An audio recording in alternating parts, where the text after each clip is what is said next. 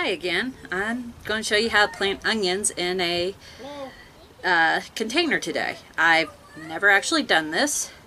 It should work in theory as long as you keep them well watered and they have enough feed. And if you'll notice, the container's already filled this time. This is a container I had last year. I can't remember what I had in it, but I'm just reusing the dirt. I hardly ever empty these out. I just kind of let them sit all winter and then just replant them in the spring. It makes it easy, and I just add some fertilizer in that and they're good to go. So, like I did last time, I'm going to add what I add to the potatoes. That way I don't have to feed them again for a while. And just a FYI, it's always a good idea to put your measuring spoon back in the right container when you're done, which I hardly ever do. Hi, Patrick. You want to say hi? Hi.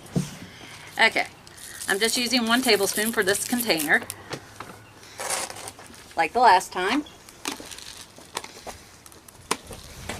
And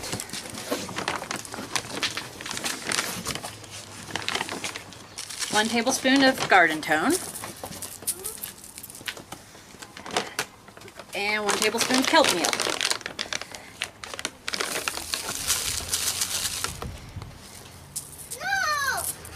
Now, it might seem strange that I'm adding so much fertilizer to the container for onions, but they don't produce fruit, but they're surprisingly a really heavy feeder. So you want to give them a lot of food or else they're not going to really swell up. Plus they need a lot of water also, but they don't like to sit in water. So you just got to keep an eye on it and kind of judge it. If your container feels light, which this one definitely doesn't, you'll want to water them. And the type of onions I'm planting are called Stuttgarter. And I had a lot of trouble this year getting my onions started from seed. And these are just some that actually came up from seed. So I'm planting them in this because I ran out of space in the garden because I used onion plants. So I got a 12-inch by 12-inch, and once again I'm using square foot gardening measurements. So I'm going to put 9 in here, and they should do just fine. They've always done fine for me in the past at that spacing. Pretty much all you do is make 9 evenly spaced holes. 3 sets of 3. 2, 5, 6, 7, 8.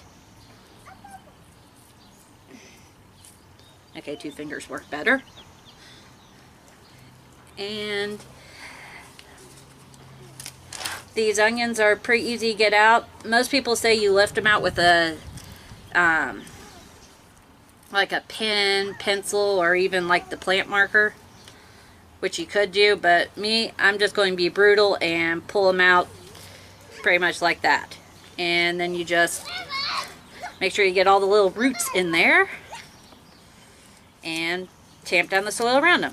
So give me a second, I'll get this planted, and look at the roots on that one.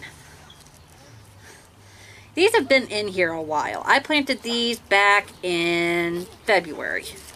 Got them started. People in England say you should start them like on Boxing Day, which I've figured out is the day after Christmas. I really don't know anything about Boxing Day. I'm American.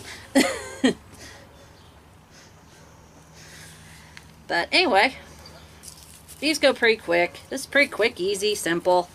I like simple, easy. I don't like to overcomplicate things.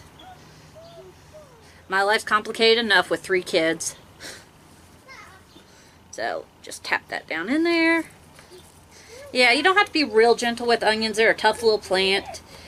Like onion sets you find in the store, they're basically year-old onions that they space like 1 inch apart and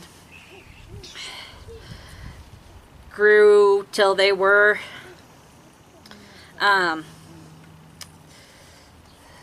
they grew for a year, then they pulled them out of the ground, dried them off, let them sit, and then they package them up and sell them to you in the store. So that's what onion sets are. And trust me, just pulling these out and doing this, they will survive just fine. They'll grow, they'll thrive, they'll be happy. And if you want smaller onions, you can do like 16 per square foot, which I may try sometime if I get some more onion sets or something. And those roots do not want to go in the ground. It'll be fine. It'll survive.